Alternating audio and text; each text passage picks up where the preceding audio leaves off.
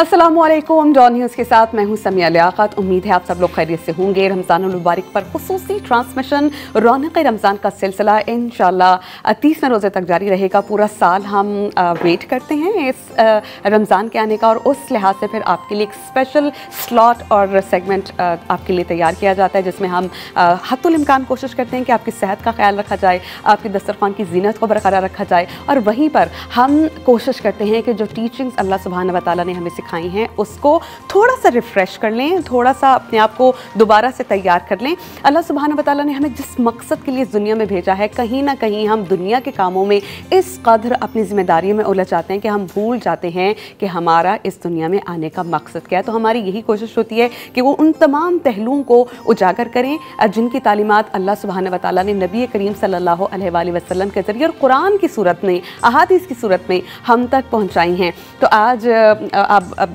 जो हमारा सिलसिला था इसी का, उसका तसलसल हम बरकरार रखेंगे। टॉपिक मैं आपको बाद में बताऊंगी, लेकिन फिर वक्त हम अपनी रमज़ान ट्रांसमिशन का आगाज़ करेंगे। और आज हम रेसिपी क्या बना रहे हैं आपके दस्तरखान की रौनक को बरकरार रखने के लिए, वो आप जान सकेंगे segment Aftar around the world में।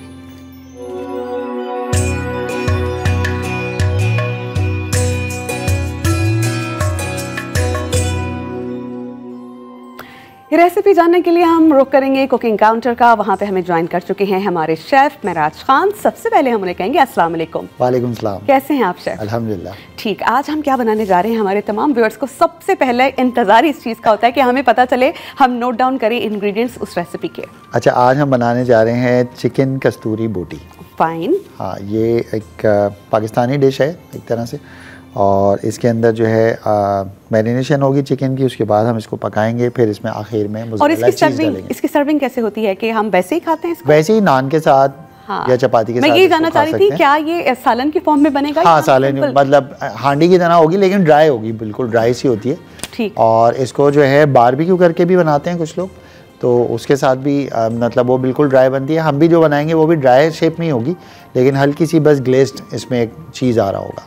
ठीक। और इसका कुकिंग टाइम क्या है, कितने टाइम में बन जाती है ये तो चिकन है, क्योंकि 20 मिनट में बन जाएगी आराम से, 15। ठीक है। और इसकी मैरिनेशन अगर हमने करनी हो तो? मैरिनेशन वही 3 आवर्स हो, कम से कम 1.5 आवर तो होनी ही चाहिए। ठीक है। तो हम शेफ़ से कहेंगे कि शेफ़ चलिए हम सबसे पहले अपने देखने वालों को तमाम इंग्रेडिएंट्स बता देते हैं। बिल्कुल। चिकन है, इसमें मैं ऐड भी करता जाता हूँ, बताता भी जाता हूँ। 300 ग्राम के करीब हमारे पास चिकन है। इसमें जो है, अच्छा, सबसे पहले शेफ़ अपनी रेसिपी का स्टार्ट करने से पहले अपने हाथ धो रहे हैं डेटॉल से। डेटॉल ओरिजिनल और इसका डिफेंस फार्मूला रोज़ाना रखे आपको और आपकी फैमिली को 100 बीमारी फैलाने वाले जर्म से महफूज। तो पूरी फैमिली की प्रोटेक्शन रोज़ाना अब आपको मिल जाती है डेटॉल विद जर्म डिफेंस फार्मूले से। मौसम बदलता है तो साथ कई बीमारियां भी आती हैं, और अगर आप अपनी सफाई सुथराई का, हेल्थ हाइजीन का ख्याल रखें तो उसके लिए ज़रूरी है कि आप अपने हाथों की सफाई रखें, और उसके लिए हम यूज़ करते हैं डेटॉल ओरिजिनल का जर्म डिफेंस फार्मूला। शेफ़ अपने हाथ धो चुके हैं, तो अब हम शेफ़ से कहते हैं कि जो इंग्रेडिएंट्स हैं वो भी बताते जाएं, और जो प्रोसेस है तो हम उसको स्टार्ट करते हैं। बिल्कुल। इसमें हम नमक डालेंगे हस्बे ज़रूरत तकरीबन। चिकन कितना लिया हमने? चिकन 300 ग्राम। ओके। ठीक है। ब्लैक पेपर और वाइट पेपर इसमें दोनों जाएंगे। और कितनी? तकरीबन हाफ टी स्पून। उसके अलावा इसमें जाएगा गरम मसाला, ये सब हाफ टी स्पून जाएगा, क्योंकि 300 ग्राम चिकन है उसके हिसाब से हम डालेंगे। और अगर ये हाफ केजी हो जाता है तो इसकी क्वांटिटी को मसाला जाती है? हाँ, फिर हम ज़ाहिर है 1 टीस्पून पे ले जाएंगे। ठीक है। ज़ीरा पाउडर है, धनिया पाउडर, ठीक है, ये हमने डाल दिया, और इसमें हमने डाल दिया हरी मिर्चें, तकरीबन 1 टीस्पून के करीब हमने इसमें हरी। और अगर किसी को पसंद है ज़्यादा स्पाइसी खाना तो वो ग्रीन चिलीज के मिकदार को थोड़ा सा बढ़ा सकता है। हाँ, बढ़ा सकते हैं, बिल्कुल। और ये अदरक लहसुन का पेस्ट डाला है हमने। और ये कितना ऐड किया हमने इसमें? ये भी 1 टीस्पून के करीब। उसके बाद इसमें 1 लीमू का जूस है, ये हम तकरीबन 1 टेबलस्पून तो होगा। 1 टेबलस्पून के करीब जूस है। थोड़ा सा हम इसमें ऑयल डालेंगे, 1 टेबलस्पून बस। और इसको अब हम शेफ़ ने तमाम अपने इंग्रेडिएंट्स चिकन में ऐड कर लिए हैं। जब तक इनकी मिक्सिंग करके मैरिनेशन होती है, we will take a very short break, और उसके बाद आएंगे। तो इस रेसिपी का अगला मरहला क्या है ये हम जानेंगे शेफ़ महराज खान से। तो कीप वॉचिंग रौनक रमज़ान।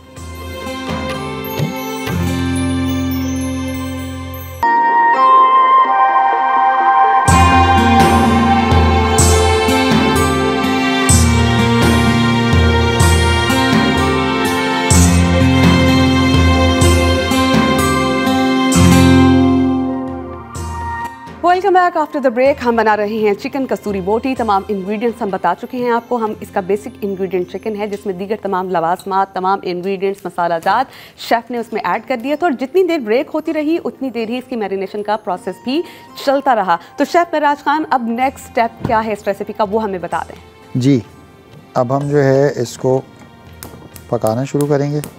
ठीक। अच्छा जी, इसमें हम कढ़ाई मैंने ऑन कर दी। अच्छा शेफ़, मैं देख रही हूँ इसके आप अगर बटर में बनाएंगे तो बटर की भी फिर वही आप हमें टेक्निक जो बताई थी कि बटर को हमने बहुत स्लो आंच पे पकाना है कि बटर उड़े भी नहीं, जले भी नहीं, क्योंकि टेस्ट भी चेंज हो जाता है, राइट? हाँ, और इसके अंदर हम ऑयल भी डालेंगे ना बटर के साथ थोड़ा सा। तो ये है कि उस अगर बटर के साथ आप थोड़ा सा ऑयल जब डाल देते हैं तो उसमें भी ये होता है कि बटर फिर जलता नहीं है। सिलो के साथ तो आप खाली बटर यूज़ कर सकते हैं, लेकिन ऑयल के साथ आप नॉर्मल फ्लेम पे आप इसको रख सकते हैं। ठीक है। हाँ, ये मैं नॉर्मल फ्लेम पे इसको रखूँगा। अगर आप इस शो का हिस्सा बनना चाहते हैं तो आप हमें कॉल कर सकते हैं 0800-14455 पे, और आप अपनी पसंद की कोई भी रेसिपी हमसे बनवा सकते हैं। जैसा कि शेफ़ महराज खान ने आपको रोस्ट बनाना और उसकी कोटिंग अच्छे से करना सिखाई थी, तो आप हमें कॉल कीजिए। और अगर इस रेसिपी से मुतालिक कुछ जानना चाहें तो हमारे माहिर शेफ़्स हमारे साथ मौजूद हैं और आप उनसे जान सकते हैं। शेफ़, सबसे पहले हमने बटर डाला, उसमें ऑयल डाला थोड़ा सा। अब हम इसमें जो है ये बेसन ऐड कर रहे हैं, तकरीबन 1.5 टेबल स्पून, तकरीबन 1.5 टेबल स्पून बेसन मैंने इसमें डाला। अब हम इसको भूनेंगे अच्छी तरह से। ठीक। इसको आपने तेज़ आंच पे नहीं भूनना, क्योंकि तेज़ आंच पे अगर हम करेंगे तो ये जल्दी बर्न हो जाएगा और इसका जो फ्लेवर चला जाएगा। हमने स्लो फायर पे इसको थोड़ा पकाना है ताकि ये जो है अच्छी तरह से, उसके बाद जब इसकी खुशबू आने लगेगी भीनी भीनी, फिर हमने जो चिकन मैरिनेट करके रखी है ये इसमें हम डाल के इसमें और कम से कम अंदाज़न अगर हमारे देखने वाले ये जानना चाहें कि हम इसको कितनी देर तक पकाएंगे तो आप क्या बताएंगे, कितना टाइम इसको हम बनाएं? 4 से 5 मिनट में बन जाएगा। यानी अभी मैंने इसलिए स्लो ही रखी हुई है फायर, ताकि ये है कि ये बन जाए।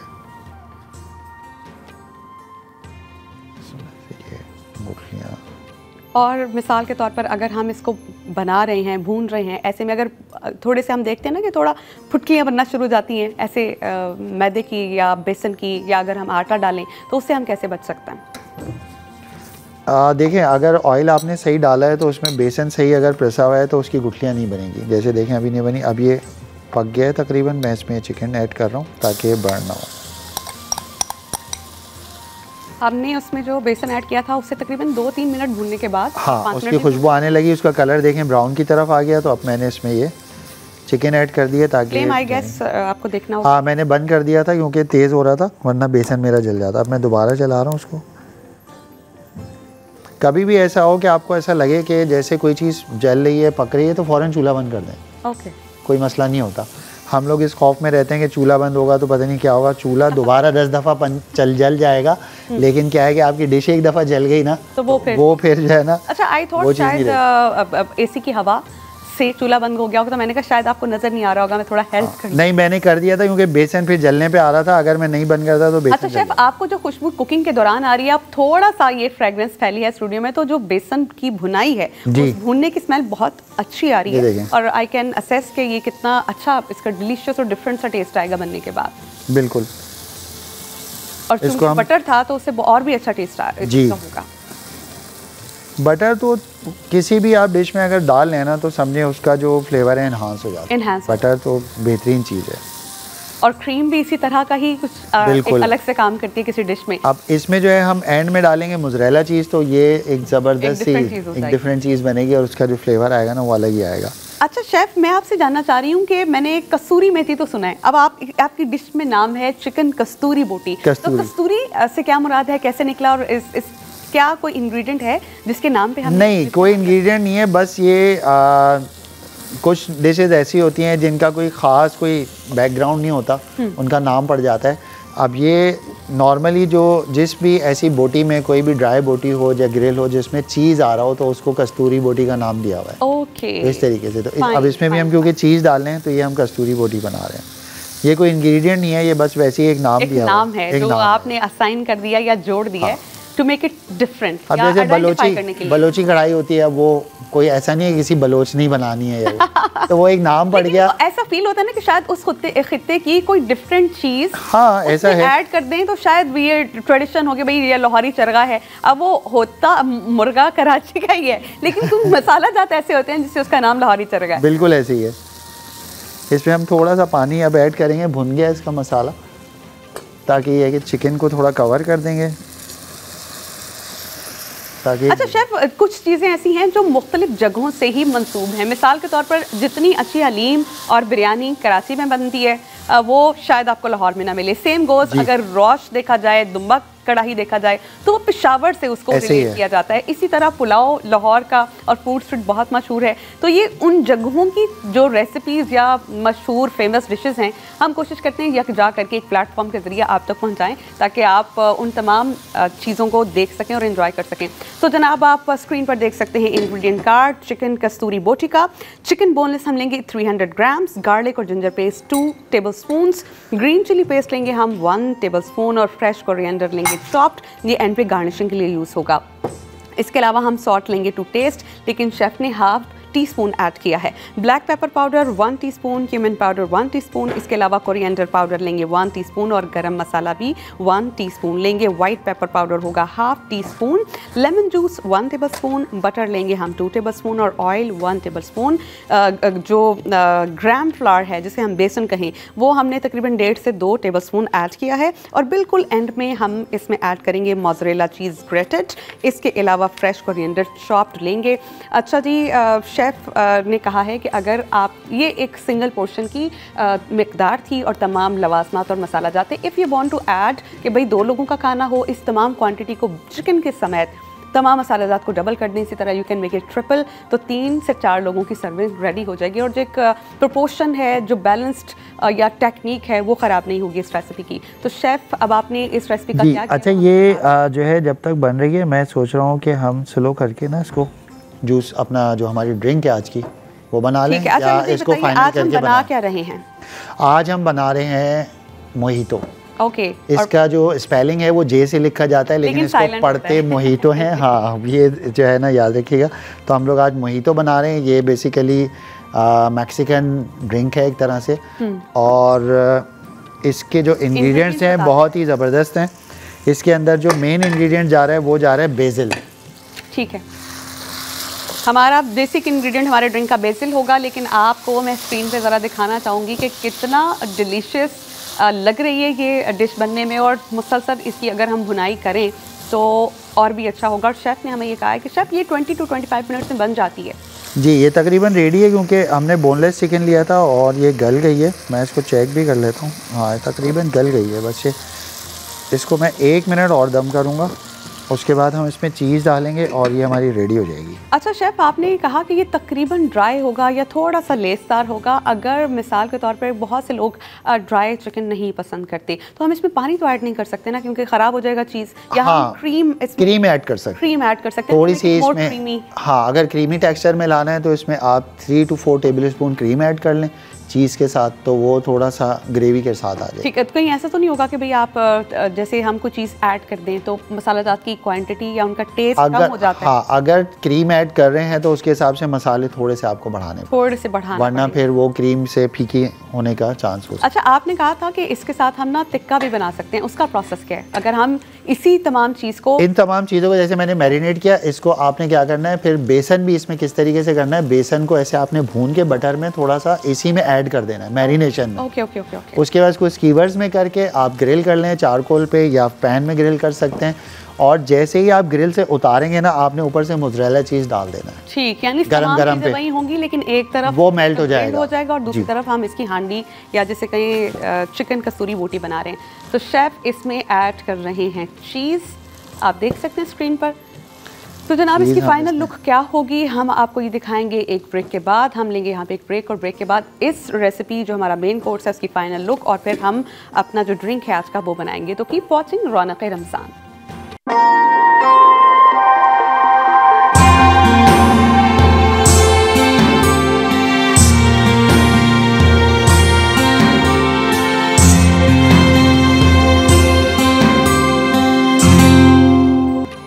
जी, तो हम बना रहे हैं चिकन कस्तूरी बोटी शेफ़ महराज खान से जानेंगे कि शेफ़ आपने चीज़ ऐड कर दिया था इसमें और अब कैसा फाइनल लुक दे रहा है हमारा आज का मेन कोर्स। ये देखें आप, ज़बरदस्त सा ये बन गया है और अब हम इसको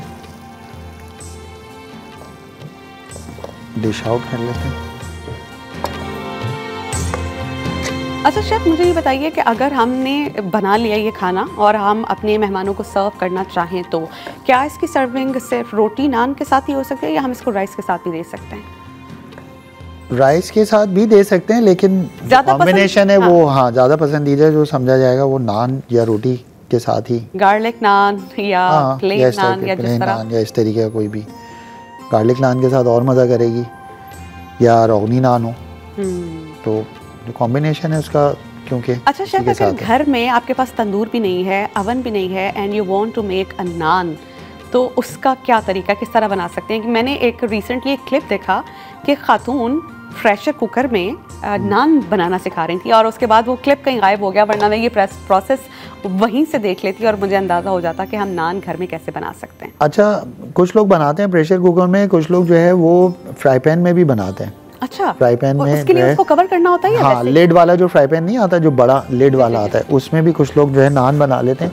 उसमें यह है कि जो आपका नान का जो आटा है ना वो आपने उसी हिसाब से नान के हिसाब से गूंदना है, जिसमें जो है ईस्ट वगैरह और सब डाल के। सर आप क्या नान के हमें अगर हमने डो बनानी है तो उसके इंग्रेडिएंट्स और उसका प्रोपोर्शन बता सकते हैं कि हम उसका पोर्शन कितना लेंगे और उसका तनासुब हमने क्या रखना है कि ख़राब ना हो? जैसे आपने हमें मुझे अच्छे से याद है उसका बताया था कि अगर हमने कोटिंग करनी है रोस्ट की तो उसमें 3 पोर्शंस होने चाहिए मैदे के और 1 पोर्शन ख्याल रखिए कॉर्न स्टार्च का हो तो वो ख़राब। अच्छा, नान का मैं बता देता हूँ रेसिपी। नान जो है बेसिकली जो है उसमें आपने मैदा लेना है या फ़ाइन आटा ले लेना है। फ़ाइन आटा लेंगे तो उसके ज़रा सॉफ्ट बनेंगे, अच्छा होता है। इसके अंदर आपने जो है सॉल्ट डालना है, दही डालना है, बटर डालना है या उसमें ऑयल डालना है। उसके बाद उसको पानी के साथ गूंद लेना है। थोड़ा सा उसमें मिल्क आप डाल सकते हैं एडिशनल, अगर उसको और सॉफ्ट करना है तो, जैसे दूध वाली रोटी कहलाती है तो अगर मिल्क भी डालते हैं। ये गूंद के और साथ में इसमें आपने ईस्ट डालना है।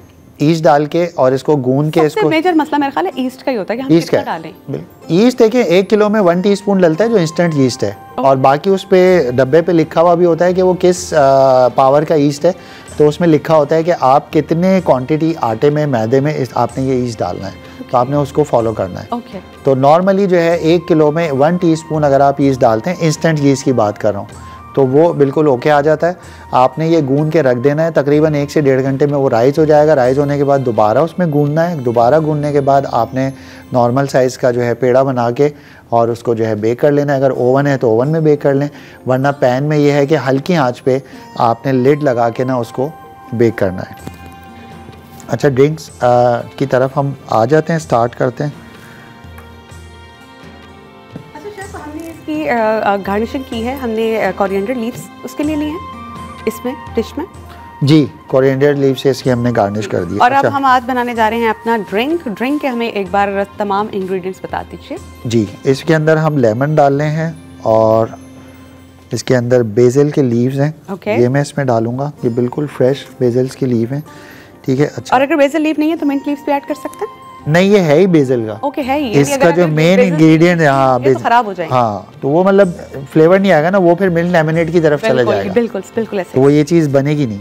तो हमने बेसिल लीव इजीली मिल जाते हैं अब तो, पाकिस्तान में ऑलमोस्ट हर चीज़ अवेलेबल है।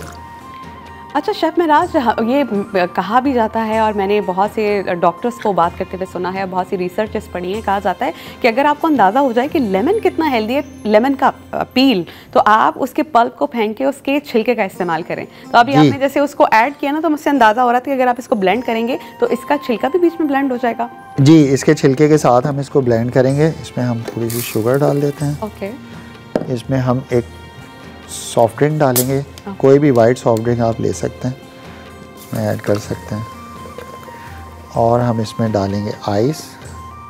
हम बना रहे हैं मोइतो मॉकटेल। जब तक ये ब्लेंड होगा उसके बाद मैं आपको उसके बेसिक इंग्रेडिएंट्स या जो जो इसमें ऐड हो रहा है वो तमाम बता दूंगी, लेकिन फिल वक्त हम फोकस कर रहे हैं कि इसमें क्या क्या डलता है, कितना। और अब हम इसकी ब्लेंडिंग करेंगे। जी, अब इसको ब्लेंड करेंगे।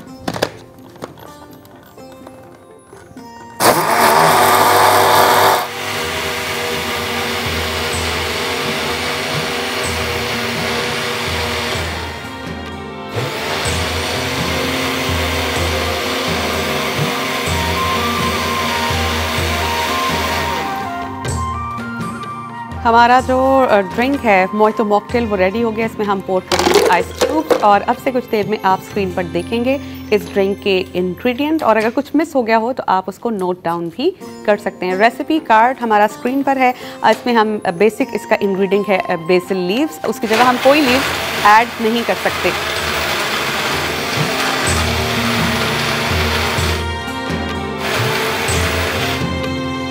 लीव्स लेंगे हम एक बंच, इसके अलावा हम लेंगे lemon juice, lemon, sugar, ice और सॉफ्ट ड्रिंक लेंगे 500 ml। ये 2 लोगों की सर्विंग है। आई डू होप कि आप लोगों ने नोट डाउन कर लिया होगा। आई स्टेड साइलेंट, उसकी रीज़न ये थी कि ब्लेंडर भी अगर चल रहा होता और मैं अगर आपको बता रही होती कि इसके इंग्रेडिएंट्स क्या हैं तो आपसे मिस हो जाते। तो बेसिल और लेमन के दोनों के कॉम्बिनेशन से आप देख सकते हैं कि कितना खूबसूरत सा एक कलर हमारा इसके ड्रिंक का बन गया है। अच्छा शेफ़, आपने कहा अगर बेसिल लीव्स नहीं होंगे तो इसका ड्रिंक की जिसे कहना बेसिक यही है, ड्रिंक का टेस्ट खराब हो जाएगा, यानी हम ट्रैक से हट जाएंगे। अभी आप तो जो है ना इसकी जो फ्रेग्रेंस आ रही है ना, वो जो अरोमा आ रहा है, रोज़ा ही खराब हो जाएगा।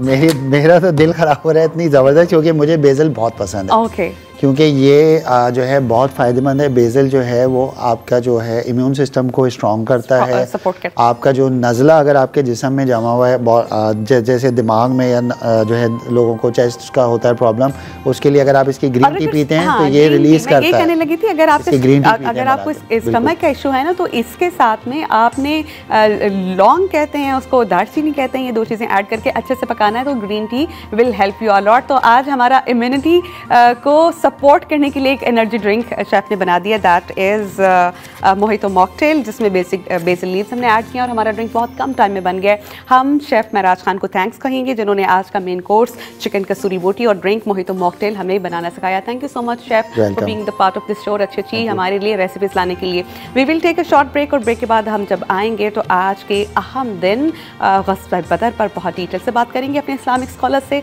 तो कीप वॉचिंग रौनक़ रमज़ान।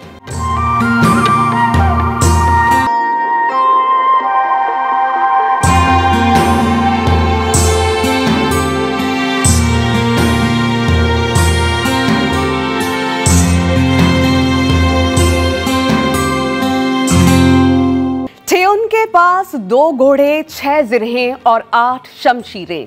पलटने आए थे ये लोग दुनिया भर की तकदीरें।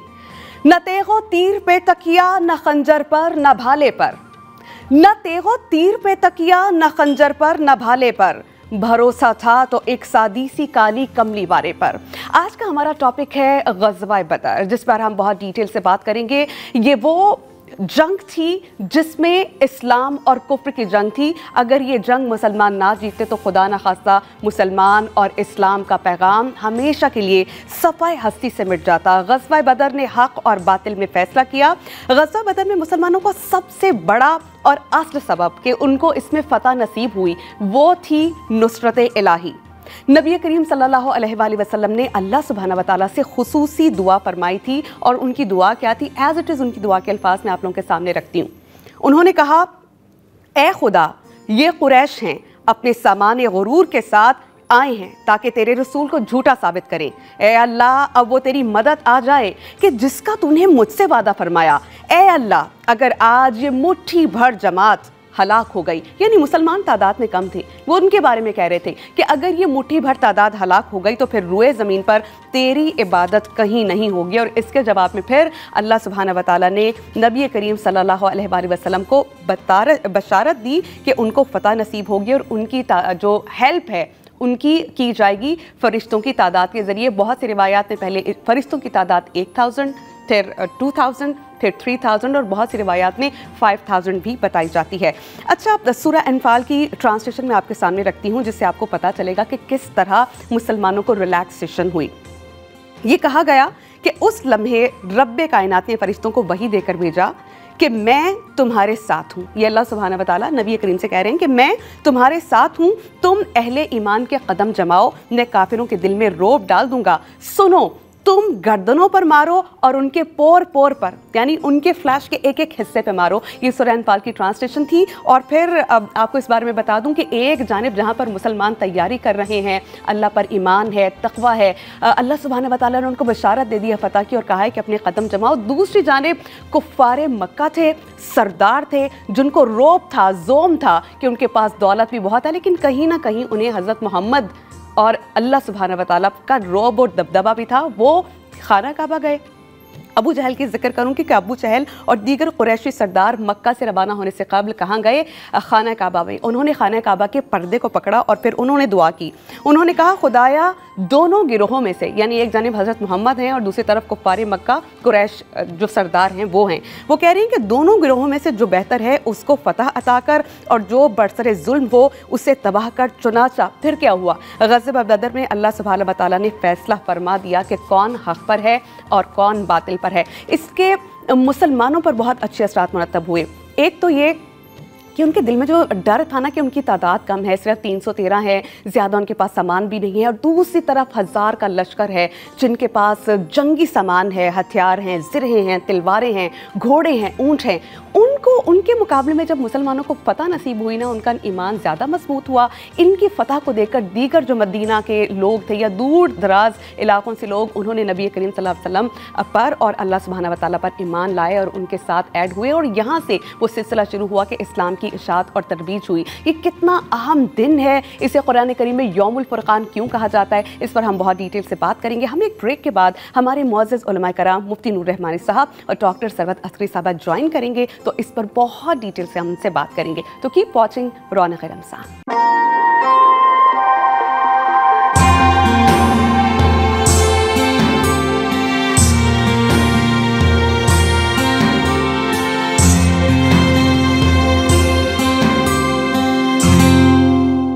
Welcome back after the break. हम बात करेंगे आज ग़ज़वा बदर पर कि ये कितना अहम दिन है इस्लाम की हिस्ट्री में।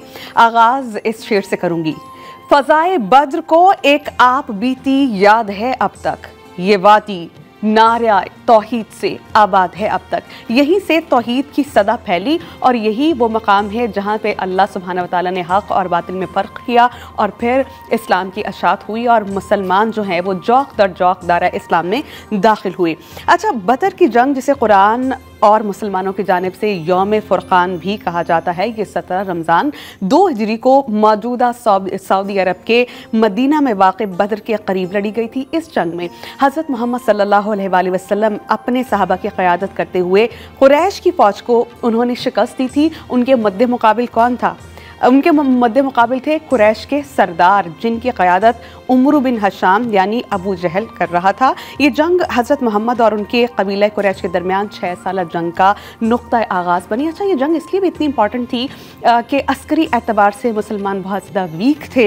ये पहला मौका था कि जब मुसलमानों की जानिब से कन्फ्रंटेशन की गई, रेजिस्टेंस की गई और बाकायदा अपनी ताकत का मुजाहरा किया गया। और खुदा न खास्ता अगर ये जंग मुसलमान हार जाते तो फिर सफ़ा हस्ती से इस्लाम का नाम मिट जाता। इस जंग से कबल हज़रत मोहम्मद सल्लल्लाहु अलैहि वसल्लम ने अल्लाह सुब्हानहू व तआला से खुसूसी तौर पर दुआ की थी और फिर अल्लाह सुब्हानहू व तआला ने फ़रिश्तों के ज़रिए हज़रत मोहम्मद सल्लल्लाहु अलैहि वसल्लम को बशारत दे दी थी कि आप इस जंग में फ़तहयाब होंगे। अब बदर इसको क्यों कहा जाता है, ये हम इस पे बात करेंगे। बदर मदीना मुनव्वरा से तकरीबन 80 मील की मुसाफिर पर एक गांव है जहां पर ज़माना जahलियत में एक मेला लगा करता था और इसके मालिक का नाम था बदर। बदर बिन यखुल्द नामी एक शख्स ने यहाँ पर एक कुआं खुदवाया था पानी का। और फिर दूसरी रवायत ये है कि इस कुएं का पानी इतना साफ शफाफ था कि आसमान से चांद का अक्स उसमें दिखाई देता था और इस यानी चांद को भी बदर ही कहा जाता है अरबी ज़ुबान में, इसलिए इस जगह का नाम बदर मशहूर हुआ। तो जंग बदर इस्लाम के लिए कितनी इंपॉर्टेंट थी ये हम जानेंगे हमारे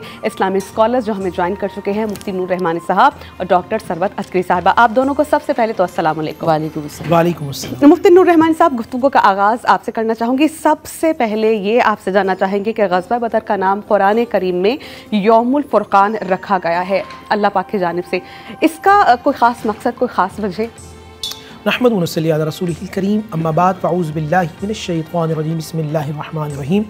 तमाम तारीफ़ें अल्लाह सुब्हानहू व तआला के लिए और दुरूद व सलाम अल्लाह के रसूल, हम सब के आका, हम सब के मौला, ताजदार मदीना, ताजदार ख़त्म नबूवत हुज़ूर मोहम्मद रसूलुल्लाह सल्लल्लाहु अलैहि वसल्लम। बहुत अच्छा सवाल कि इसको ग़ज़वा बदर को यौमुल फ़ुरक़ान कहा क्यों जाता है। देखिए, फ़ुरक़ान है फ़रक़ा यफ़रुक़ु से, और फ़रक़ा यफ़रुक़ु मतलब फ़र्क करने वाला, तफ़रीक़ करने वाला, जुदा करने वाला, अलग करने वाला। तो अल्लाह सुब्हानहू व तआला ने इस दिन को, जो ग़ज़वा बदर का दिन था, अल्लाह ने इसको फ़र्क करने वाला, हक़ और बातिल, इस्लाम और कुफ़्र के दिन एक लकीर खींची कि ये हक़ है, ये बातिल है, ये इस्लाम है और ये कुफ़्र है। तो इस दिन को यौम फ़ुरक़ान कहा जाता है। याद रखिएगा नाज़रीन, ये जो जंग थी इसमें 313 के करीब मुसलमान थे और तकरीबन 950 से लेकर 1000 तक कुफ़ार की इसमें तादाद थी। नबी पाक सल्लल्लाहु अलैहि वसल्लम के साथ जो काफ़ा निकला है, मशवरा किया गया मदीने के अंदर कि जंग कहाँ लड़ी जाए। अगर इसका पस मंज़र देखें तो हुज़ूर ने मशवरा किया सबसे, तो किसी ने कहा कि मदीने के अंदर रह के जंग की जाए, किसी ने कहा मदीने से बाहर, और फिर मशवरा ये तय किया गया कि जो मदीने से दूर एक इलाका लगता था, जो 80 मील के करीब था, जहाँ एक कुआं था, उस कुएं का नाम बदर था, वहाँ ये जंग लड़ी जाए। तो हुज़ूर ने आका इस्लाम में सबसे पूछा, तो हज़रत अबू बकर सिद्दीक़ ने कहा, उमर फ़ारूक ने कहा, रसूलल्लाह हमारी जानें आप पे कुर्बान है। तो हुज़ूर चाह रहे थे कि वहाँ अंसार या मदीने वाले का है। हज़रत माज़ बिन जबल रदी अल्लाह ताला ने ये जब देखा तो फरमाया, या रसूलल्लाह सल्लल्लाहु अलैहि वसल्लम, हम उनकी तरह नहीं कि जो कहें कि आप और आपका अल्लाह लड़े, पर ए अल्लाह के हबीब, अगर आप हमसे कहेंगे तो हम अपनी गर्दों में रख के छुरी चला दें। ये इशारा हज़रत मूसा की कौम की तरफ था, जिन्होंने कहा था कि आप जाने और आपका खुदा जाने। या रसूलल्लाह आप कहें तो हम दरिया के अंदर घोड़े दौड़ा देंगे। ए अल्लाह के हबीब, आप जो कहेंगे हम करने के तैयार हैं। अल्लाह के नबी सल्लल्लाहु अलैहि वसल्लम का चेहरा तारीख़ में आता है कि उस यानी खुशी से, मुसर्रत से, ये लाल जो ना आका का रुखसार मुबारक लाल हो गए थे। हुजूर ने इतनी खुशी और दुआ फरमाई थी। और फिर ये काफ़िला निकला है, क्या अजीब मामला है, घोड़े नहीं हैं, ऊँट नहीं है, लड़ने का सामान नहीं है, फिर भी अल्लाह की नुसरत पे जा रहे हैं। ग़ज़वा बदर यानी जहाँ बदर था वहाँ पहुँचे। अब इतनी थकावट थी, उस सामने लश्कर का भी था। कुरान के अल्लाह ने नुआस, एक छोटी सी नींद ऊँग आई है जिससे वो फ्रेश हो गए, और उसके बाद जगह जगह और कदम कदम पे अल्लाह ने फतह नुसरत फरमाई और कदम कदम पे मौज़ा अता की। अच्छा मुफ्ती साहब, इससे पहले कि मैं आपा की तरफ जाऊँ, मैं आपसे जानना चाहूँगी कि नबी करीम सल्लल्लाहु अलैहि वसल्लम ने नमाज फ़जर भी अदा की थी, उसके बाद लोगों को उन्होंने डिबेट भी की थी, खुतबा भी दिया था, और उसके बाद उन्होंने जंग बदर में वो मकामात बताए थे कि यहाँ पे फ़लाँ शख्स कत्ल होगा, यहाँ फ़लाँ शख्स कत्ल होगा, ये भी थोड़ा बयान कीजिए। देखिए, उससे पहले अगर आप जाएँ ना तो हुज़ूर सल्लल्लाहु अलैहि वसल्लम जिस जगह तशरीफ़ आप यानी आपके खैमे लगे थे, वहाँ जो जगह थी वो सारी मट्टी से ना धंस रही थी, पैर चलने में बड़ी मुश्किल आ रही थी। पहली जो नुसरत फजर के बाद हुई है वो बारिश हुई है, बिल्कुल। और जैसी बारिश बरसी है वो ज़मीन सख्त हो गई, चलने में आसानी हो गई, और जहाँ काफिर थे वहाँ कीचड़ हो गई। बिल्कुल मुसलमानों वाला मामला था, चलने में पहले दिक्कत होती थी, जैसी बारिश हुई वो ज़मीन बेहतरीन हो गई। अब अल्लाह के नबी सल्लल्लाहु अलैहि वसल्लम निकले रात के अंदर, ये दिन में नहीं रात में, यानी एक दिन पहले हुजूर के हाथ में छड़ी थी। आपने फरमाया यहाँ उतबा कत्ल होगा, यहाँ शेबा कत्ल होगा, यहाँ अबू जहल कत्ल होगा। और तारीख़ में आप जाने कि जब पहले जंगी होती थी तो लड़ते लड़ते या तो कई किलोमीटर आगे चले जाते थे या कई किलोमीटर पीछे चले जाते थे। एग्जैक्ट जगह पे जंग नहीं होती थी। मैं अल्लाह के नबी ने जहाँ निशान लगाया था, ज़मीन जानती थी कि 50 मील आगे पीछे वो कत्ल होगा, मगर गिरेगा वहाँ जहाँ मुस्तफ़ा ने निशान लगाया था। ये हुजूर सल्लल्लाहु अलैहि वसल्लम की एक यानी कि मौज़ा था उस जंग के अंदर। आपा सूरह अनफाल में है आयत नंबर 9 में कि जब तुम ये नबी करीम सल्लल्लाहु अलैहि वसल्लम ने अल्लाह सुब्हानहू व तआला से दुआ की थी कि अल्लाह पाक आप हमारी मदद कीजिए, अगर आज मुसलमान जो मुट्ठी भर हैं जिनकी तादाद 313, अगर वो भी सफ़ा हस्से से मिट गए तो तेरा नाम लेने वाला कोई नहीं होगा। फिर अल्लाह सुब्हानहू व तआला ने सूरह अनफाल की आयत नंबर 9 में जिस तरह उनको बताया, जब तुम अपने रब से फरियाद कर रहे थे तो उसने जवाब में फरमाया कि मैं तुम्हारी मदद के लिए पे दर पे 1000 फरिश्ते भेजूंगा, जिनकी तादाद बाद में बढ़ती भी गई। तो ये नुसरत उनको मिल जाना कि अल्लाह सुब्हानहू व तआला आपकी मदद के लिए हैं, और ख़ुद मैदान जंग में जब मदद भी आई तो मुसलमानों का इससे पहले ये तो अल्लाह सुब्हानहू व तआला ने मदद दी, लेकिन उनका जज्बा ईमानी किस कदर मजबूत था कि उनके पास सिर्फ 2 ज़िरहें हैं, चंद तलवारें हैं, सामान भी नहीं है, घोड़े भी नहीं है, लेकिन फिर भी नबी करीम का साथ देने को तैयार थे। बिस्मिल्लाहिर्रहमानिर्रहीम, अस्सलाम वालेकुम। मैं आपको और आपकी पूरी टीम को माह रमज़ान मुबारक की मुबारकबाद पेश करना चाहती हूँ। परवरदिगार आलम इस माह रमज़ान मुबारक को हम सब के लिए रहमतों और सादतों का ख़ज़ीना बना दे, आमीन सुम्मा आमीन या रब्बुल आलमीन। और आपका सवाल बहुत अच्छा है, इसलिए कि आपने आज जंग बद्र का मौजू रखा है। जंग बद्र इस्लाम की पहली जंग है जो कि हिजरत के दूसरे साल में मुनक़िद हुई, और रिवायत ये बताती है कि आका सल्लल्लाहु अलैहि वसल्लम ने जंग बद्र की सुबह में एक दुआ मांगी कि परवरदिगार आलम, ये मुट्ठी भर मुसलमान हैं, अगर ये आज शहीद हो जाएंगे तो फिर क़यामत तक तेरा कोई नाम लेने वाला ना रहेगा। बिल्कुल यही दुआ इमाम अली मकाम इमाम हुसैन अलैहिस्सलाम ने मक़तल करबला में मांगी और कहा कि परवरदिगार आलम, अगर ये मुट्ठी भर हक़ परस्त ख़त्म हो गए तो फिर दुनिया में कोई तेरा नाम लेने वाला ना रहेगा। तो हमको जंग बद्र की जुज़ियात पर ज़रूर गौर करना चाहिए, इसलिए कि जंग बद्र में 313 मुसलमान थे, और जहाँ तक रिवायत बताती है कि 1000 के करीब कुफ़ार थे, और उनका आमना सामना हुआ और वहाँ पर बहुत सारे मुअज़्ज़ात भी रूनुमा हुए, और हुज़ूर नबी करीम सल्लल्लाहु अलैहि वसल्लम ने अल्लाह की मदद के ज़रिए इस जंग को जीत लिया। अच्छा आपा, मैंने कहना था उस वक्त नबी करीम सल्लल्लाहु अलैहि वसल्लम के एक लफ्ज़ पे, एक बात पे जितने भी उनके जानिसार थे अपनी जान कुर्बान करने के लिए तैयार थे। दूसरी तरफ कुफ़ार मक्का था, जिसमें यहाँ पे तो नबी करीम लीड कर रहे थे ना इन मुसलमानों को। वहाँ पर 2-3 सरदार थे, कभी कोई कुछ कह रहा है, कभी कोई कुछ कह रहा है। यहाँ पर यूनिटी नज़र आ रही है, वहाँ पे सरदारों ही में यूनिटी नहीं, और फिर लोगों में भी बेचैनी थी। तो अल्लाह पर ईमान, रसूल पर ईमान और लब्बैक कहना और यूनिटी किस कदर हेल्प की मुसलमानों की इस यूनिटी ने कि उनको फतह नसीब हुई। अच्छा, आपका सवाल बहुत अच्छा है, इसलिए कि अल्लाह के रसूल सल्लल्लाहु अलैहि वसल्लम के लिए जो कि अग़ियार भी देखा करते थे कि अल्लाह के रसूल सल्लल्लाहु अलैहि वसल्लम जिस वक्त वज़ू किया करते थे, मुसलमान उनके वज़ू का पानी अपने हाथों में ले लिया करते थे। हुज़ूर नबी करीम सल्लल्लाहु अलैहि वसल्लम की एक आवाज़ पर लब्बैक कहना मुसलमानों का यकीनन ऐसा हमें मुअज़्ज़ा नज़र आता है कि जिसकी नज़ीर तारीख़ आलम पेश करने से क़ासिर है।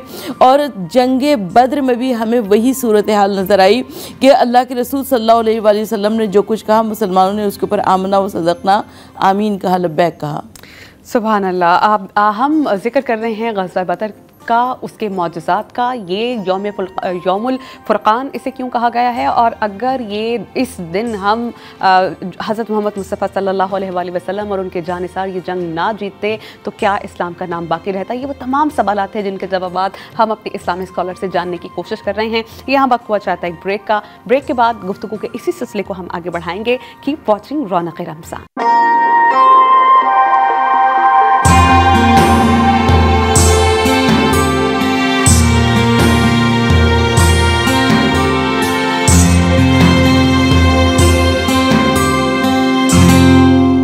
Welcome back after the break. सूरह आले इमरान की चंद आयत आपकी समातों की नज़र करना चाहूँगी, और सूरह आले इमरान की आयत नंबर 123 की ट्रांसलेशन ये है कि और अल्लाह बद्र की लड़ाई में तुम्हारी मदद कर चुका है, हालांकि तुम कमज़ोर थे, बस अल्लाह से डरो ताकि तुम शुक्र अदा करो।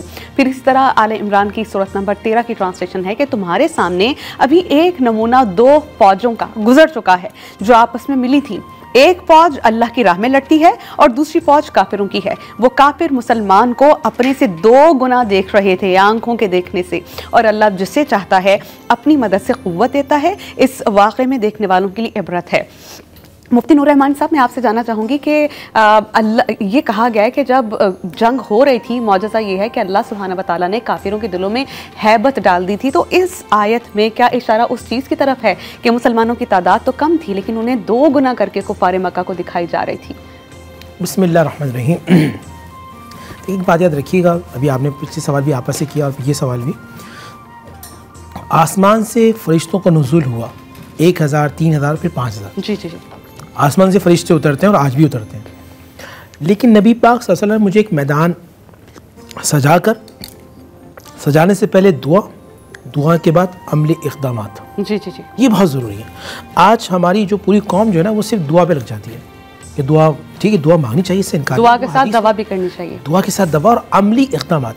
नबी पाक सल्लल्लाहु अलैहि वसल्लम जो एक दिन पहले आए हैं उस बदर में, आपने रात भर दुआएं की।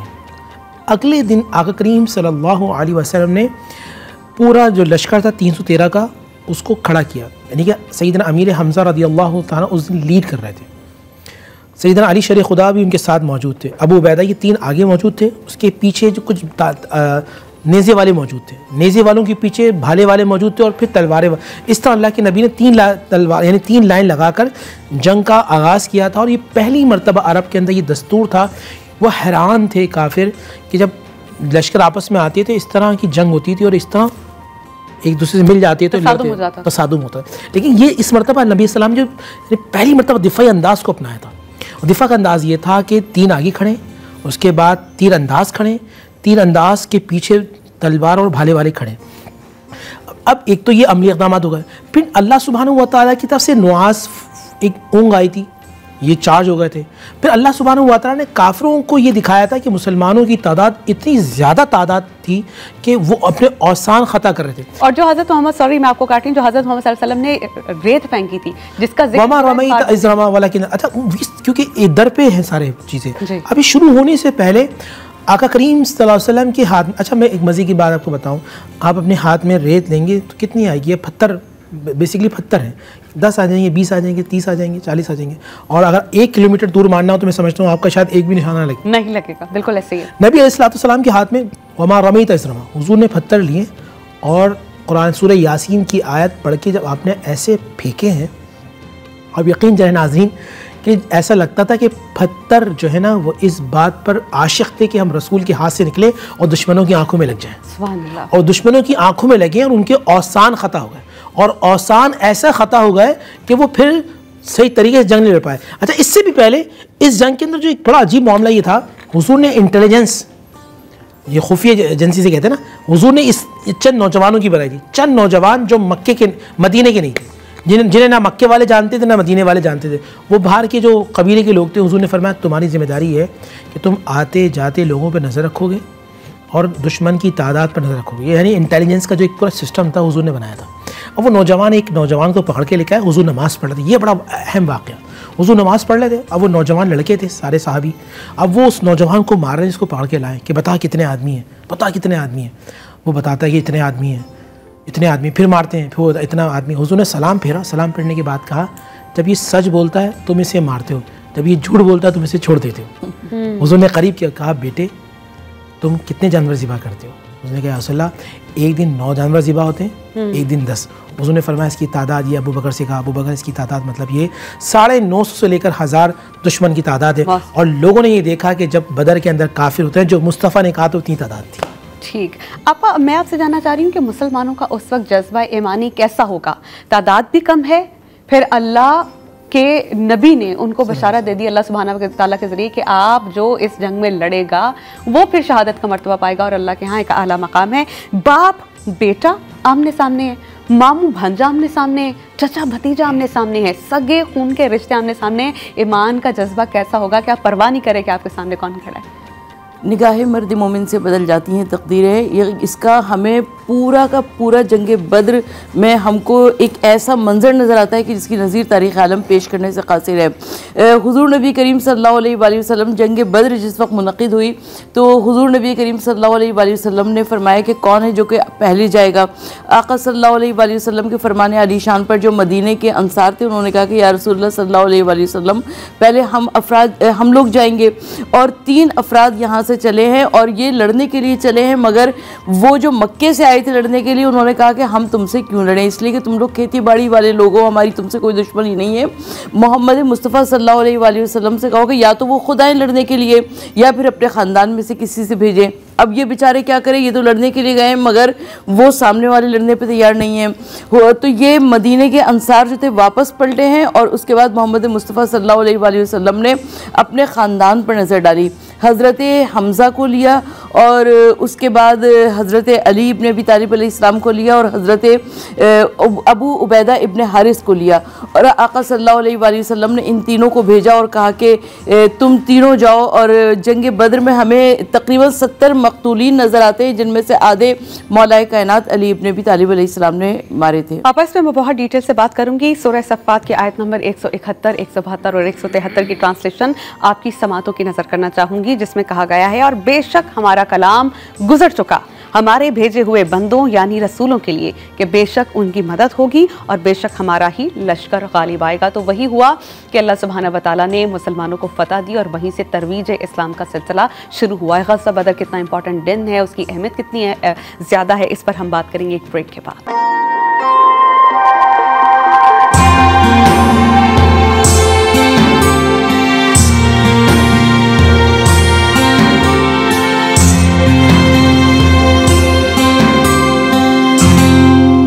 Welcome back after the break. सूरह आले इमरान की आयत की ट्रांसलेशन आपके सामने रखना चाहूँगी कि हाँ क्यों नहीं, अगर तुम दिल मजबूत रखो और नाफरमानी से बचते रहो और काफिर तुम पर जोश के साथ दफातन हमला कर दें तो तुम्हारा परवरदिगार 5000 फरिश्ते जिन पर निशान होंगे तुम्हारी मदद को भेजेगा। ये मंजर कशी की जा रही है जब अल्लाह सुब्हानहू व तआला ने नबी करीम सल्लल्लाहु अलैहि वसल्लम को ये बता दिया था कि आप बेचैन मत हों, आप तसल्ली रखिए, फतह आपको होगी और मदद फिर अल्लाह सुब्हानहू व तआला ने फरिश्तों के ज़रिए भेजी थी। तो ग़ज़वा बदर पर ही हम बात करें, हमारे साथ हमारे इस्लामिक स्कॉलर्स मौजूद हैं। मुफ्ती साहब, मैंने ये सवाल ब्रेक पर जाने से पहले आपा के सामने रखा था कि जज्बा ईमानी मुसलमानों का कैसा था कि जब बाप बेटा, मामू भांजा, चचा भतीजा आमने सामने थे और हज़रत अबू बकर सिद्दीक़ के बेटे उनसे कहते हैं जंग के बाद कि अब्बा आप मेरी तलवार की ज़द में कई बार आए और मैंने आपको छोड़ दिया।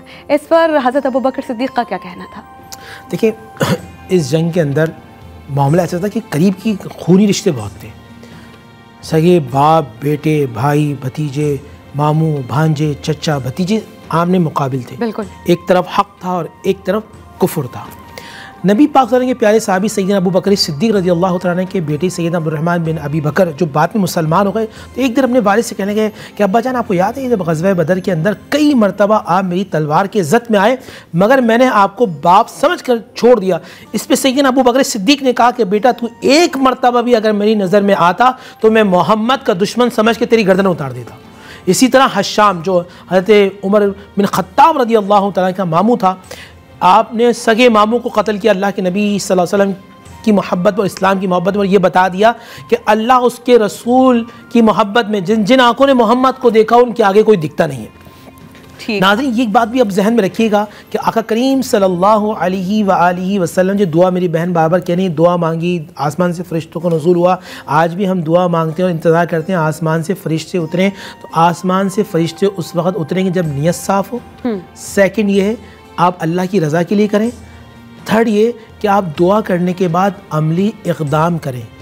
आप अमली इक़दाम या उस उर्दू में आसान कहते हैं दुआ के साथ दवा भी करें, तब जाके अल्लाह की रहमत नाज़िल होगी, मामलात हल होंगे। ग़ज़वा बदर में जब जंग हुई थी तो कुफ़ारे मक्का में से 70 को कत्ल कर दिया गया था, 70 को ही असीर बना लिया गया था, क़ैद कर लिया गया था और कुछ वहाँ से फिर भाग गए थे। अब जो 70 कुफ़ार जो कत्ल हुए थे इसमें से आपा 36 यानी कमो बेश 40 या आधी क्वांटिटी या उससे ज़्यादा तो हज़रत अली ने ख़ुद अपने हाथों से जहन्नुम हासिल किए थे। तो उनकी शुजाअत और बहादुरी कितनी थी कि उनकी तलवार जो दो रुख थी, दो रोया तलवार थी, उनकी धाक कितनी ज़्यादा थी दुश्मनों पर, कुफ़ारे मक्का पर। मौलाए कायनात अली इब्न अबी तालिब अलैहिस्सलाम ने जंग बद्र से पहले किसी जंग में शिरकत नहीं की थी और लोगों ने पहली मरतबा हज़रत अली की शुजाअत और बहादुरी देखी थी जंग बद्र में कि जिस वक्त हज़रत अली इब्न अबी तालिब अलैहिस्सलाम जंग बद्र में शरीक हुए। हम अहले तशरीह हज़रात पर बहुत ज़्यादा ये एतराज़ किया जाता है कि आप ख़ानदान का तज़किरा किया करते हैं। हम किसी के ख़ानदान का तज़किरा नहीं करते बल्कि हम ख़ानदान रिसालत सल्लल्लाहु अलैहि वसल्लम का तज़किरा किया करते हैं कि हुज़ूर नबी करीम सल्लल्लाहु अलैहि वसल्लम का ये वो ख़ानदान है जो कि हमेशा इस्लाम के काम आया। और हज़रत अली इब्न अबी तालिब अलैहिस्सलाम ने और इस तरह के भी मुफ्ती साहब ने इरशाद फरमाया कि अपने नफ्स के यानी किसी लालच में नहीं किया। हज़रत अली इब्न अबी तालिब अलैहिस्सलाम एक जंग में मौजूद थे और दुश्मन को ज़ेर कर लिया था और दुश्मन ने उस वक्त हज़रत अली के चेहरे पर थूक दिया और हज़रत अली इब्न अबी तालिब अलैहिस्सलाम उसके सीने से उतर आए और जिस वक्त के दुश्मन ने कहा कि या अली मैंने आपको अब तो कोई चारा था ही नहीं बचने का, तो इसलिए मैंने आपके साथ बेअदबी की। हज़रत अली इब्न अबी तालिब अलैहिस्सलाम ने फरमाया कि मैं पहले खुदा की रज़ा की खातिर तुम्हें मार रहा था, अब क्योंकि मेरा नफ्स भी इसमें शामिल हो गया लिहाजा मैंने तुम्हें छोड़ दिया। तो इस बात को मलहूज़ खातिर रखना चाहिए कि खुदा की रज़ा की खातिर हर काम करना चाहिए। अच्छा मुफ्ती साहब, मैं आपसे जानना चाह रही हूँ कि वो ऐसे कौन से अवामिल थे, क्या वजूहात थी जिनकी बिना पर मुसलमानों को कन्फ्रंटेशन करना पड़ी, जंग लड़ना पड़ी, जिसकी वजह से ग़ज़वा बदर की गई? क्या अवामिल थे वो? अच्छा, इससे पहले मैं आपने क्योंकि असीरों का तस्करा किया, फिर मैं जवाब देता हूँ। देखिए, नबी पाक सल्लल्लाहु अलैहि वसल्लम के जब असीर नहीं, असीर कहते हैं कैदी को, कैदी लेकर आए और कैदी मौजूद थे। ये सारे वो लोग थे जिन्होंने रसूलुल्लाह सल्लल्लाहु अलैहि वसल्लम को ज़िंदगी भर तंग किया था। ये वो लोग थे कि जब हुजूर निकलते थे रास्ते में कांटे बिछाते थे। ये वो लोग थे कि हुजूर पर संगबारी करते थे। ये वो लोग थे कि जिन्होंने शौब अबी तालिब किया और जिसकी वजह से जनाब अबू तालिब और हज़रत बीबी खदीजा रज़ियल्लाहु तआला अन्हा का विसाल हुआ। ये वो लोग थे कि जिन्होंने आपको मक्का से मदीना निकाला। नहीं, इतने सख्त दिल लोग थे। ये इनके हाथ बने हुए और हाथ सख्त रस्सी से बने हुए और इनको खींचा जा रहा है। अब ये आके मदीने यानी गालिबन मस्जिद नबवी के अंदर सब मौजूद थे, सारे कैदी 70 के करीब कैदी, और ये रात में यानी तकलीफ़ से कर रहे हैं। तो नबी सल्लल्लाहु अलैहि वसल्लम को देखा साहबा ने कि हुजूर टहल रहे हैं। तो चंद साहबा ने पूछा, या रसूलल्लाह आप सोए क्यों नहीं? फरमाया, इनकी रस्सियाँ ढीली कर दो, इनकी तकलीफ से मोहम्मद को नींद नहीं आती। सुभान अल्लाह, अल्लाह अकबर कबीरा। आप अंदाज़ा करें कि जिन्होंने हुजूर को इतनी तकलीफ़ दी, हुजूर उनके बारे में कह रहे हैं इनकी रस्सियाँ ढीली कर दो। ये तकलीफ़ में मुझ मोहम्मद को तकलीफ़ हो रही। तो पहली जंग ना ये माल के लिए थी ना ज़मीन के लिए थी, ये अल्लाह सुब्हानहू व तआला की। और दूसरी बात ये कि कुरैश ने वादा तोड़ा था, कुरैश ने वादा खिलाफ़ी की थी। कुरैश ने हलीफ जो रसूलुल्लाह सल्लल्लाहु अलैहि वसल्लम की जो उनके साथी जो कबाइल थे उस पर अटैक किया था, और उसकी वजह से ये जंग की नौबत आई थी। वरना मुसलमानों ने कभी ना अटैक किया, मुसलमानों ने हमेशा दिफा किया, और ये दिफाई अंदाज से जंग लड़ी गई थी। अटैक जो है ये, अच्छा यहाँ ये इसका भी है, एक लश्कर जा रहा था शाम का जी, जो मक्के में जाना था, बहुत यानी कि बहुत माल वाला लश्कर था। ये उनका था, हजूर के चचा का था? नहीं, ये अबू सुफियान का लश्कर। अच्छा। और ये सारे जो सरदार थे, जो मक्के के जितने सरदार थे, उनका माल इसमें था। जी जी, जी। अच्छा, नबी साहब ने कहा कि जब ये बार बार अटैक कर रहे हैं तो एक मरतबा इनको नसीहत की जाए कि इनके ये जो हर कोई बंदा माल के लिए मर रहा होता है, इनके माल पे अटैक कर दें, क्योंकि मुसलमानों को माल से महरूम करके घरों से निकाला था ना। अब ताकि इनको नसीहत हो जाए और ये मुसलमानों पे अटैक न करें, मुसलमानों की ज़िंदगी को मुश्किलात का शिकार न करें। वो मक्का चला गया। जब वो मक्का चला गया पूरा लश्कर, तो काफिरों ने कहा कि ऐसा ना हमारे लश्कर में बार बार ये इस तरह के मामला, तो इन्होंने इसलिए मदीने पे अटैक करने की पूरी साजिश की। लेकिन अल्लाह ने वो करम किया कि 313 ने 950 को पिछाड़ दिया। उसके बाद कभी इनकी इतनी ज़रूरत नहीं हुई कि ये शिद्दत के साथ आए। आपने जहाँ पर असीरान का जिक्र किया, तो मैं वो भी आपसे जानना चाहूँगी कि इनकी रिहाई किस तरह से अमल में आई। अव्वलन तो उनको कहा गया दिनार दो, अगर नहीं है तो फिर उनको किस तरह रिहा किया? यहाँ भी मैं आपको वाक़ई सुनाऊँ। हुजूर के चचा थे अब्बास, जो आप चचा हैं अब्बास थे। हुजूर ने फरमाया कि भाई फ़िदिया दो। पहली बात तो ये कि फ़िदिया नहीं है तो फिर हर जो पढ़ा लिखा आदमी है वो मदीने के बच्चों को पढ़ना लिखना सिखा, कम से कम 10 बच्चों को। 10 बच्चों। नबी साहब के चचा थे, सगे चचा, हज़रत अब्बास। हज़रत अब्बास जब उस वक्त मुसलमान नहीं होते, ये लड़ने के लिए आए ना, तो उन्होंने कुछ सोना था जो अपनी बीवी को दिया, उम्मुल फजल को, कि सोना तुम कमरे के अंदर दबा दो। ये 2 मियाँ बीवी हैं, इसके अलावा तीसरा बंदा कोई नहीं है। हुजूर ने कहा कि तुम चचा, आपने जो सोना अपनी बीवी से कहा था कमरे में दबा दो, सोना आपके पास मौजूद थे। आपने फ़ौरन उस वक़्त अब्बास ने कलमा पढ़ा, अशहदु अल्ला इलाहा इल्लल्लाह व अशहदु अन्ना मुहम्मद रसूलुल्लाह। कहा क्यों? क्योंकि मेरे और मेरी बीवी के अलावा तीसरा बंदा मौजूद ही नहीं था, तीसरा कोई था ही नहीं, ना मेरे बच्चों को मालूम ना किसी को मालूम कि वो सोना यहाँ दबाए, मैंने अपने हाथ से दबाया था। इसका मतलब मोहम्मद तुम अल्लाह के सच्चे रसूल सल्लल्लाहु अलैहि वसल्लम। तो ये, और फिर इसमें जो वाक़या ये था कि हर एक शख्स ने 10-10 बच्चों को पढ़ाया।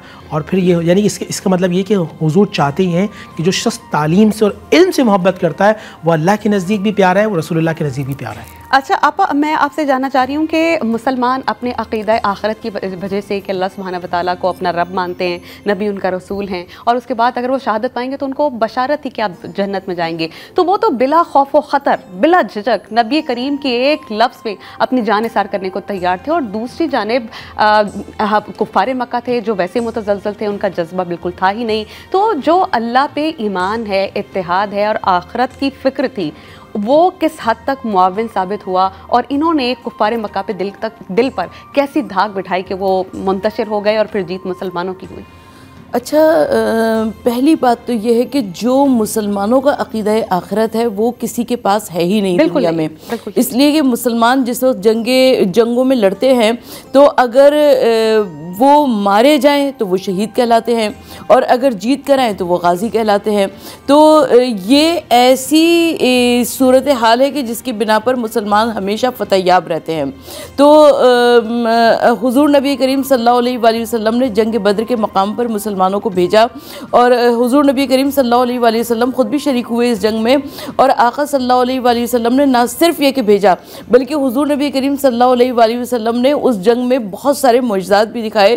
और क्योंकि आपको ब्रेक पे जाना है, मैं इसके बाद मुजज़ात को बयान करूँगी। ठीक है, हमें कहा जा रहा है we have to take a very short break. और क्या मौजज़ात थे और ग़ज़वा बदर कितना अहम दिन है इस्लामिक हिस्ट्री में, इसमें हम मज़ीद बात करेंगे एक ब्रेक के बाद।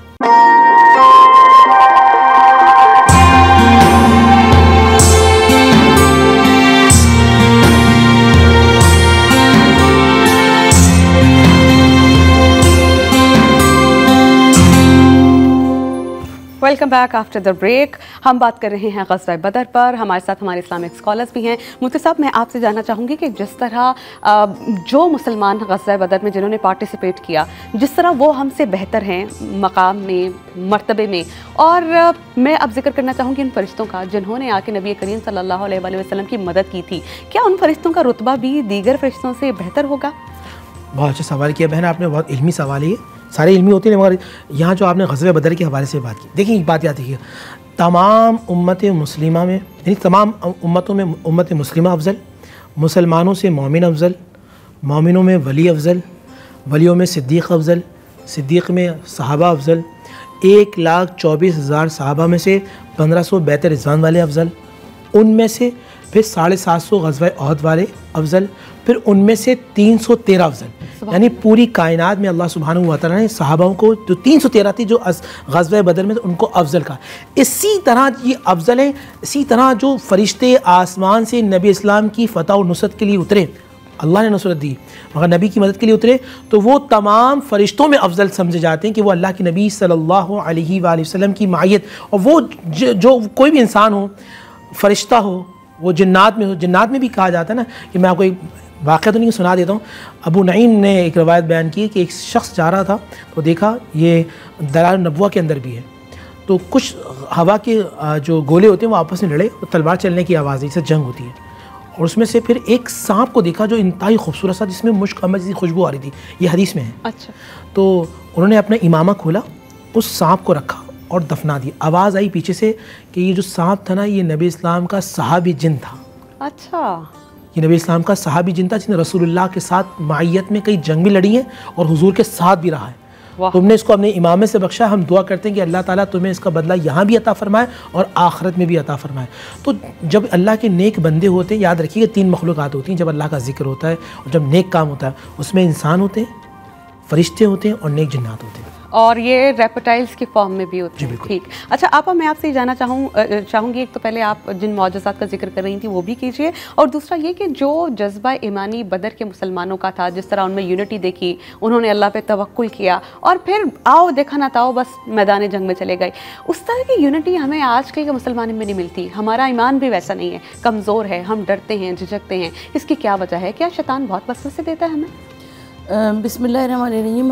देखिए, हुजूर नबी करीम सल्लल्लाहु अलैहि वसल्लम ने जंग बद्र की रात हज़रत अली इब्न अबी तालिब अलैहिस्सलाम को भेजा एक कुएं से पानी निकालने के लिए, और 3 मरतबा हवा का झोंका आया जिसकी बिना पर हज़रत अली रुके, और जब हज़रत अली वापस पलटे हैं तो अल्लाह के रसूल सल्लल्लाहु अलैहि वसल्लम तो सब कुछ जानते थे, मगर आका सल्लल्लाहु अलैहि वसल्लम ने पूछा कि या अली तुम्हें देर क्यों हुई? तो हज़रत अली ने इरशाद फरमाया, कहा कि या रसूलल्लाह सल्लल्लाहु अलैहि वसल्लम 3 मरतबा तेज़ हवाएं चली जिसकी बिना पर मुझे रुकना पड़ा।